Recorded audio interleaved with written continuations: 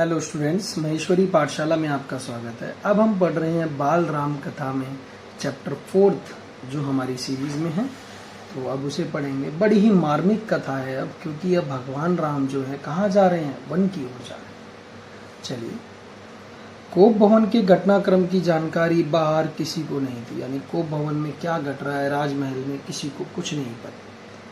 यद्यपि सभी सारी रात जागे थे। देखिए कितनी खुशी थी लोगों में कि वो सभी लोग जगे थे।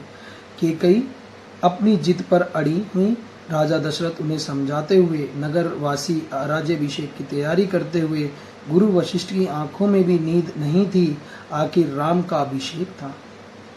बहुत बड़ी बात थी कि राजा राम होने जा रहे हैं। दिन चढ़ते के साथ चहल पहल और बढ़ गई। लोग सुबह चलते पड़ते दिखे। हर व्यक्ति शुभ घड़ी की प्रतीक्षा में। महामंत्री सुमंत कुछ असहज थे। महर्षि के पास आए। दोनों ने महाराज के बारे में चर्चा की। पिछली शाम से किसी ने महाराज को नहीं देखा था। कुछ लोगों के लिए इसका कारण आयोजन की व्यस्तता थी, यानी कुछ को लग रहा था कि जो राजा हैं वो थोड़े से व्यस्त हैं, क्योंकि इतना बड़ा आयोजन होने जा रहा है तो उसकी व्यवस्था देख रहे हैं। ठीक है। महर्षि ने सुमंत्र को राजभवन भेजा। समय तेजी से बीत रहा था। शुभ घड़ी निकट आ रही थी। सारी तैयारियां हो चुकी थी, केवल महाराज का आना शेष था।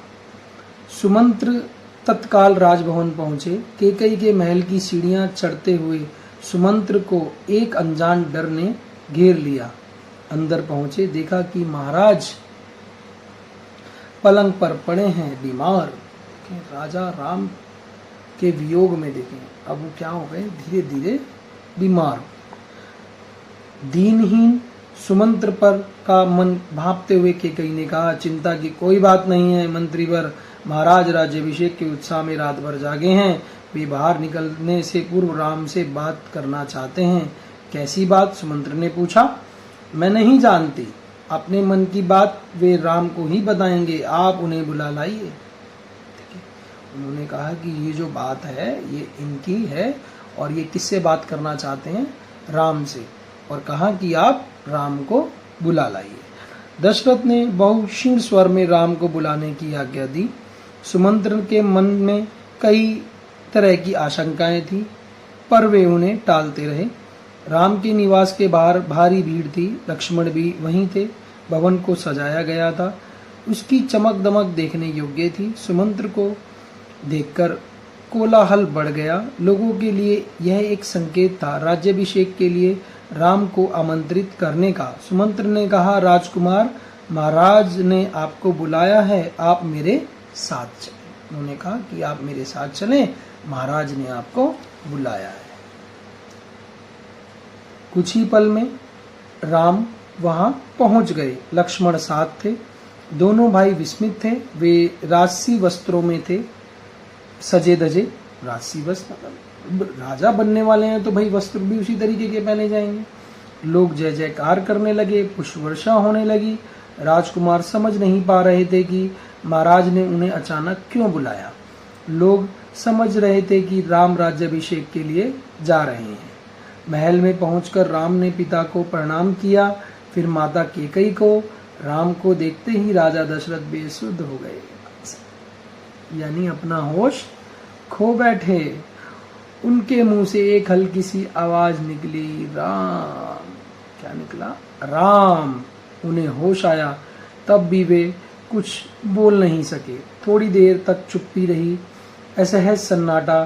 कोई कुछ नहीं बोला तो राम ने पिता से पूछा, क्या मुझसे कोई अपराध हुआ है? देखिए राम कितने सहज, कितने कह रहे हैं कि पिताजी मुझसे कोई अपराध हुआ है।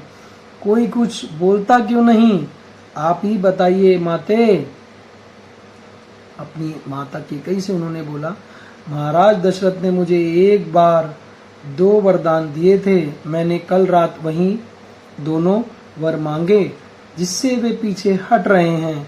यह शास्त्र सम्मत नहीं है, रघुकुल की नीति के विरुद्ध है। केकई ने बोलना जारी रखा, मैं चाहती हूँ कि राज्याभिषेक भरत को हो और तुम 14 वर्ष वन में रहो। महाराज यही बात तुमसे नहीं कह पा रहे हैं। देखिए वो उनसे नहीं कह पा रहे हैं, लेकिन कैकई ने सब बोल दिया।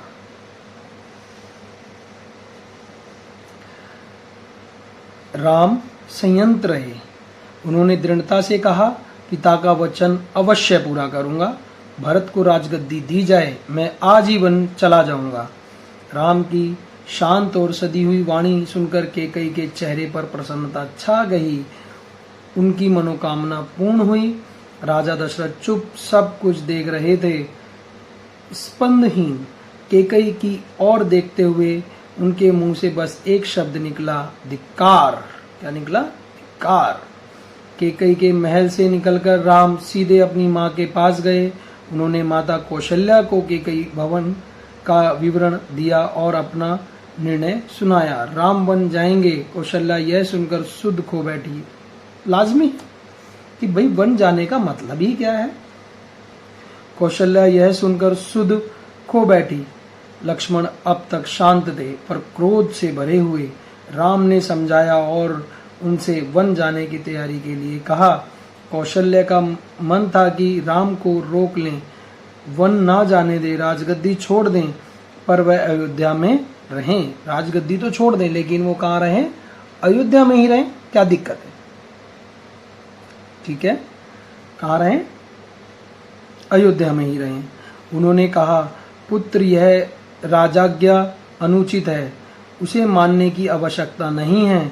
राम ने उन्हें नम्रता से उत्तर दिया, यह राजज्ञा नहीं, पिता की आज्ञा है। यानी राज की आज्ञा नहीं है, ये क्या है? मेरे पिता की आज्ञा है। उनकी आज्ञा का उल्लंघन मेरी शक्ति से परे है। आप मुझे आशीर्वाद दें। कह रहे हैं आप मुझे आशीर्वाद दें। भगवान कितने सहज है, हर चीज मानने को तैयार है।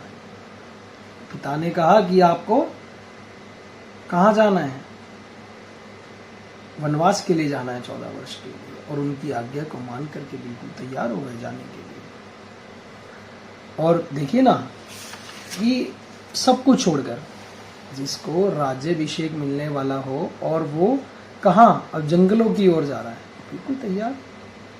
लक्ष्मण से राम का संवाद जारी रहा। राम ने वन गमन का भाग्यवश आया उलट फेर कहा। लक्ष्मण ने इससे सहमत नहीं थे। वे इसे कायरों का जीवन मानते थे। उन्होंने राम से कहा, आप बाहुबल से अयोध्या का राज सिंहासन छीन लें, देखता हूँ कौन विरोध करता है। अधर्म का सिंहासन मुझे नहीं चाहिए, मैं वन जाऊंगा। मेरे लिए तो जैसा राज सिंहासन वैसा ही वन है। देखिए क्या कह रहे हैं भगवान राम कि जैसा राज सिंहासन वैसा ही वन है। मुझे कोई जरूरत नहीं है कि मैं किसी से छीन लूं, अपने बाहुबल से छीन लूं। मुझे ऐसी कोई आवश्यकता नहीं है। कौशल्या ने स्वयं को संभाला, उठी और राम को गले लगा लिया। वे राम के साथ वन जाना चाहती थी। राम ने मना कर दिया, कहा कि वृद्ध पिता को आपके सहारे की अधिक आवश्यकता है। कौशल्या ने राम को विदा करते हुए कहा, जाओ पुत्र, 10 दिशाएं तुम्हारे लिए मंगलकारी हों। मैं तुम्हारे लौटने तक जीवित रहूंगी, तुम्हारे लौटने तक जीवित रहूंगी। कौशल्या भवन से निकलकर राम सीता के पास गए, सारा हाल बताया, विदा मांगी, माता पिता की आयु का उल्लेख किया, उनकी सेवा करने का आग्रह किया। कहा, प्रिय तुम निराश मत होना, 14 वर्ष के बाद हम फिर मिलेंगे। राम के वनगमन का समाचार तब तक सीता के पास नहीं पहुंचा था। राम को देखकर कुछ आशंका हुई, अनिष्ट कि राम ने विदा मांगी तो सीता व्याकुल हो गई, क्रोधित भी हुई, निर्णय पर प्रतिवाद किया, मतलब आर्ग्यू किया। राम नहीं माने तो सीता ने उनके साथ जंगल जाने का प्रस्ताव रखा। सीता ने कहा, मेरे पिता का आदेश है कि मैं छाया की तरह हमेशा आपके साथ रहूं। देखें पूर्व पहले ज़माने में किस तरीके के मतलब माता पिता होते थे जो अपनी पुत्री को कहते थे कि भाई छाया की तरह आपने इनके साथ रहना है, और उन्होंने बताया राम को। अंततः राम को उनकी बात माननी पड़ी। तभी लक्ष्मण भी वहां आ गए, वह भी साथ जाने को तैयार थे। राम ने उन्हें उसकी स्वीकृति दे दी, शीघ्र तैयारी करने को कहा। राम चाहते कि सीता वन ना जाए, अयोध्या में रहे, वे इसकी अनुमति दे चुके थे। फिर भी उन्होंने एक और प्रयास किया। सीते, वन का जीवन बहुत कठिन है, ना रहने का ठीक स्थान, ना भोजन का ठिकाना, कठिनाइयां कदम कदम पर, तुम महलों में पली हो, ऐसा जीवन कैसे जी सकोगी? सीता ने उत्तर दिया, मुस्कुरा दी। उन्हें पता था कि राम अपने दिए वचन से पलट नहीं सकते। राम वन जा रहे हैं, यह समाचार पूरे नगर में फैल चुका था। नगरवासी दशरथ और कैकेयी को धिक्कार रहे थे, बहुत गलत उल्टा सीधा बोल रहे थे। कुछ देर पहले तक जहां उत्सव की तैयारियां थी, वहां उदासी ने घेर लिया। सड़कें गीली थीं, लोगों के आंसुओं से सबकी इच्छा थी कि राम सीता वन ना जाएं। देख रहे हैं कहाँ कथा पहुंच गई। देखें, जनता जो उनकी प्रजा थी तैयारियां कर रही है कि आज राजा राम का अभिषेक होगा, पूरा नगर सजा दिया गया, और अब वही राजा होने से पहले ही कहाँ जा रहे हैं? वन के लिए जा रहे हैं राम सीता। वे उन्हें रोकना चाहते थे पर बेबस थे। राम, सीता और लक्ष्मण जंगल जाने से पहले पिता का आशीर्वाद लेने गए। महाराज दशरथ दर्द से कर्रा रहे थे। तीनों रानियां वहीं थी, मंत्री आसपास थे। मंत्रीगण रानी कैकेयी को अब भी समझा रहे थे, शुद्ध थे, पर तर्क का साथ नहीं छोड़ना चाहते थे। ज्ञान, दर्शन, नीति, रीति, परंपरा सबका हवाला दिया। कैकेयी अड़ी रही। देखिए कितना दृढ़ निश्चय कर लिया कैकेयी ने कि भाई साहब हम नहीं डिगेंगे, चाहे कोई कुछ भी कहता रहे। राम ने कक्ष में प्रवेश किया तो दशरथ में जीवन का संचार हुआ। वे उठकर बैठ गए। उन्होंने कहा, पुत्र, मेरी मति मारी गई है, मैं वचनबद्ध हूँ, ऐसा निर्णय करने के लिए विवश हूँ, पर तुम्हारे ऊपर कोई बंधन नहीं है। मुझे बंदी बना लो और राज संभालो। देखें क्या कह रहे हैं, तुम मुझे बंदी बना लो, प्रेम वश हैं, तुम मुझे बंदी बना लो और क्या करो, राज संभालो। यह राज सिंहासन तुम्हारा है, केवल तुम्हारा। पिता के वचनों ने राम को झकझोर दिया। वे दुखी हो गए, पर उन्होंने नीति का साथ नहीं छोड़ा। आंतरिक पीड़ा आपको ऐसा कहने पर विवश कर रही है। मुझे राज्य का लोभ नहीं है, मुझे राज्य नहीं चाहिए, मुझे राज्य नहीं चाहिए, मैं ऐसा नहीं कर सकता। आप हमें आशीर्वाद देकर विदा करें। विदाई का दुख सहन करना कठिन है, इसे और ना बढ़ाएं। यानी उन्होंने कहा कि आप और ज्यादा परेशान हो जाएंगे पिताजी, आप परेशान ना होइए। इसी बीच रानी कैकेयी ने राम, लक्ष्मण और सीता का वल्लकल वस्त्र दिए। राम ने राजसी वस्त्र उतार दिए, तपस्वियों के वस्त्र पहने। देखिए अभी उस चौपाई में भी है ना, तपस्वी के रूप में। सीता को तपस्विनी के वेश में देखना सबसे अधिक दुखदायी था। महर्षि वशिष्ठ अब तक शांत थे, उन्हें क्रोध आ गया। उन्होंने कहा, सीता वन जाएंगी तो सब अयोध्यावासी उनके साथ जाएंगे। भरत सूनी अयोध्या पर राज करेंगे, यहाँ कोई नहीं होगा, पशु पक्षी भी नहीं होंगे। देखिए उनको इतना विश्वास है कि भगवान राम के साथ जो पशु पक्षी हैं वो भी चल देंगे साथ। एक बार फिर राम ने सबसे अनुमति मांगी। आगे आगे राम, उनके पीछे सीता, उनके पीछे लक्ष्मण। महल के ठीक बाहर मंत्री सुमंत्र रथ लेकर खड़े थे। रथ पर चढ़कर राम ने कहा, महामंत्री रथ तेज चलाएं। नगरवासी रथ के पीछे दौड़े हुए क्या कर रहे हैं, जो उन्होंने कहा कि रथ को तेज चलाओ, और जो नगरवासी क्या हैं, जो नगर के जो लोग हैं वो उनके पीछे पीछे दौड़े। राजा दशरथ और माता कौशल्या भी पीछे पीछे गए। सब रो रहे थे, सबकी आंखों में आंसू थे। पुरुष, महिलाएं, बूढ़े, जवान, बच्चे मीलों तक नंगे पांव दौड़ते रहे। राम यह दृश्य देखकर विचलित हो गए, भावुक हो ही जाएगा कोई भी। उनसे यह देखा नहीं जा रहा था। उन्होंने सुमंत्र से रथ को और गति से हाँकने को कहा कि सुमंत्र इसको और तेजी से चलाइए, ताकि लोग हार जाएं, थककर पीछे छूट जाएं, घर लौट जाएं। राजा दशरथ लगातार रथ की दिशा में नजरें गड़ाए खड़े रहे, जब तक रथ आंखों से ओझल नहीं हो गया। रथ दिखना बंद हुआ तो वे धरती पर गिर पड़े। रथ दिन भर दौड़ता रहा। वन अभी दूर था। तमसा नदी के तट पर पहुंचते पहुंचते शाम हो गई। कहाँ पहुंचे भगवान? तमसा नदी के किनारे। वनवासियों ने रात वहीं बिताई। अगली सुबह वे दक्षिण दिशा की ओर चले। हरे भरे खेतों के बीच से गोमती नदी पार कर राम, सीता और लक्ष्मण सई नदी के तट पर पहुंचे। महाराज दशरथ के राज्य की सीमा वहीं समाप्त थी। यानी जो राजा दशरथ का जो अयोध्या थी उसकी जो सीमा थी वहां समाप्त हो गई, यानी बॉर्डर कहेंगे। राम ने मुड़कर अपनी जन्मभूमि को देखा, उसे प्रणाम किया, कहा हे जननी, अब 14 वर्ष बाद ही तुम्हारे दर्शन कर सकूंगा। देख रहे हैं, राम शाम होते होते वे गंगा के किनारे पहुंच गए। श्रृंगवेंगपुर गांव में निषाद राज गुह ने उनका स्वागत किया। राम ने रात वहीं विश्राम किया। गुहराज के अतिथि के रूप में वन क्षेत्र आ गया था। नदी के उस पार अगली सुबह राम ने महामंत्री को समझा बुझाकर वापस भेज दिया। दोनों राजकुमारों और सीता वे नाव से नदी पार की। सुमंत्र तट पर खड़े रहे वनवासियों के उस पार उतरने तक।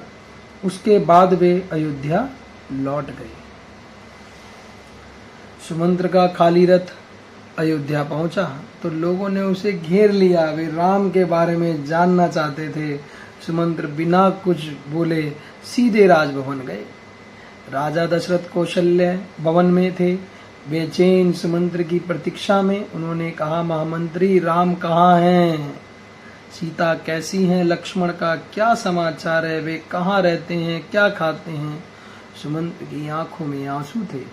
उन्होंने एक एक कर महाराज के सभी प्रश्नों का उत्तर दिया। सुमंत्र को पता था कि दशरथ को इस उत्तरों से संतोष नहीं होगा। महाराज की बेचैनी बनी रही, बढ़ती गई। वन गमन के 6ठे दिन दशरथ ने प्राण त्याग दिए। पुत्र वियोग में राजा दशरथ ने अपने प्राण त्याग दिए। यहाँ पर क्या है, यहाँ एक श्राप भी लगा हुआ था राजा दशरथ को। आपने सुना होगा श्रवण कुमार अपने माता पिता को दर्शन कराने के, तीर्थ के लिए ले जा रहा था, ठीक है, और वो कहीं नदी के किनारे पानी लेने के लिए पहुंचा, ठीक है। राजा दशरथ को ये लगा कि ये कोई, उनको कुछ दिखा चमकती हुई चीज।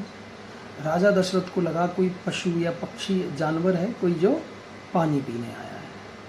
उन्होंने शब्द वेदी बाण था और उन्होंने चला दिया। जब वो चलाया, वो किसके लगा जाकर के? श्रवण कुमार के लगा। अब जब आवाज आई मनुष्य के चिल्लाने की तो राजा भागे। तो राजा ने उसको गोद में उठाया, पकड़ा, अपना सर रखा, उसका सर अपने पैरों पे रखा, बोले। तब उनने बताया कि मैं ऐसे ऐसे श्रवण कुमार हूँ, अपने माता पिता को तीर्थ कराने के लिए निकला हूँ, और माता पिता मेरे वहाँ हैं, मैं उनके लिए पानी लेने के लिए यहाँ आया था और आपका बाण मुझे लग गया। वो धीरे धीरे धीरे धीरे उनको उनके पास ले गए और वहीं उसने प्राण त्याग दिया। जो श्रवण कुमार के माता पिता थे उन्होंने राजा दशरथ को श्राप दिया, जिस प्रकार से हम पुत्र वियोग में मर रहे हैं इसी प्रकार से आप भी अपने प्राण त्यागोगे। तो उसी समय श्रवण कुमार के माता पिता थे, अपने श्रवण कुमार के वियोग में वो मर गए। और वही यहाँ हुआ कि राजा जो दशरथ थे वो भी पुत्र वियोग में अपने प्राण त्याग दिए। ये श्राप लगा हुआ था राजा दशरथ को। दूसरे दिन महर्षि वशिष्ठ ने मंत्री परिषद से चर्चा की। सबकी राय थी कि राजगद्दी खाली नहीं रहनी चाहिए। तय हुआ कि भरत को तत्काल अयोध्या बुलाया जाए। घुड़सवार दूत रवाना किए गए, इस निर्देश के साथ कि उन्हें अयोध्या की घटनाओं के संबंध में मौन रहना है, ठीक है, उनको मौन रहना है।